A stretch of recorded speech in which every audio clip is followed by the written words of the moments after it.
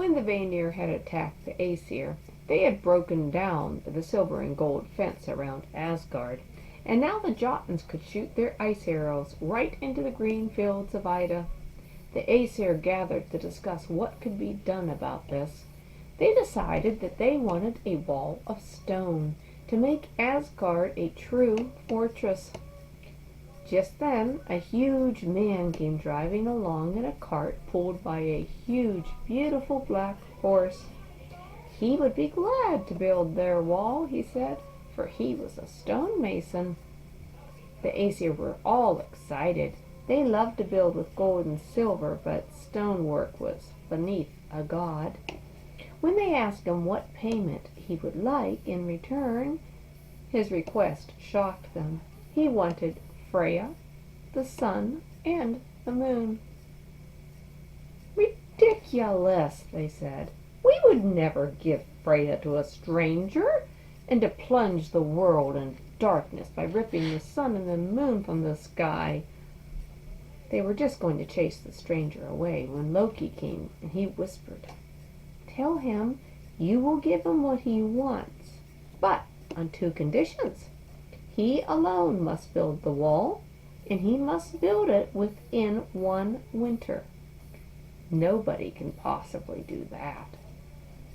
The Aesir listened to Loki's advice, and when the mason accepted the conditions, they thought his arms must be stronger than his wits. They thought this cunning Loki was handy to have around. But as the winter went slowly by and a high wall began to grow around Asgard, they began to get worried. Never had they seen such a worker like this mason. He never slept. He never rested. All night long, his huge black horse carted boulders as big as mountains to Asgard.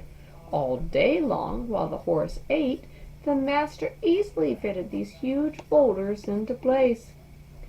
At last, with only 3 days left of winter, only the gatepost was left unfinished. The Aesir's worry turned to despair. They rushed to Loki and accused him.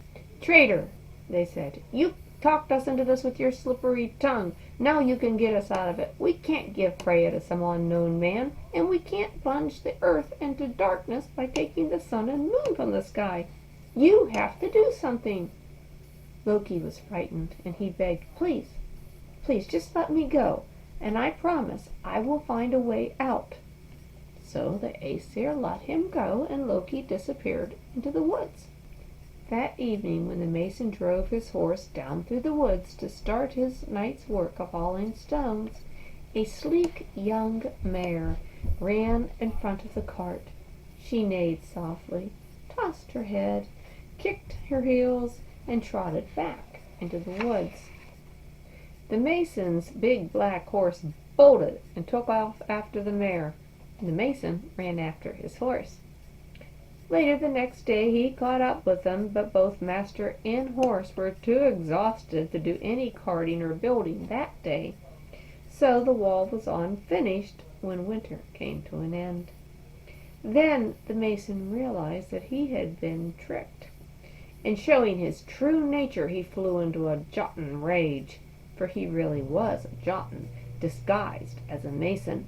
With all his strength he began to tear down the wall that he had just built, threatening to destroy whoever came near him. When the Aesir saw that instead of a stupid mason they had a raging giant among them, they shouted for Thor. Thor was away at the moment chasing trolls, but the second his name was mentioned, he appeared. And when he saw there was a Jotun in Asgard, he did not think twice. He threw his hammer that never missed. And that was the reward of the Jotun, who tried to outwit the Aesir and carry away Freya and all the lights of the world. The strong stone wall around Asgard was almost built, and the Aesir themselves easily finished the rest. They were pleased with themselves, and only Odin worried that the Aesir had again broken faith.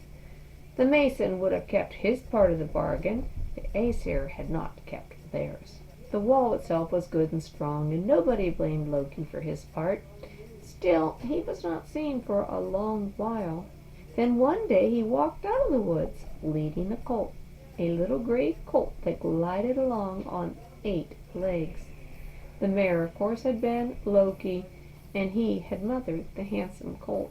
In time the colt grew into a wonderful horse, faster than any other horse. His 8 legs were so swift that he ran like a storm wind through the air, over the land and the billowing sea.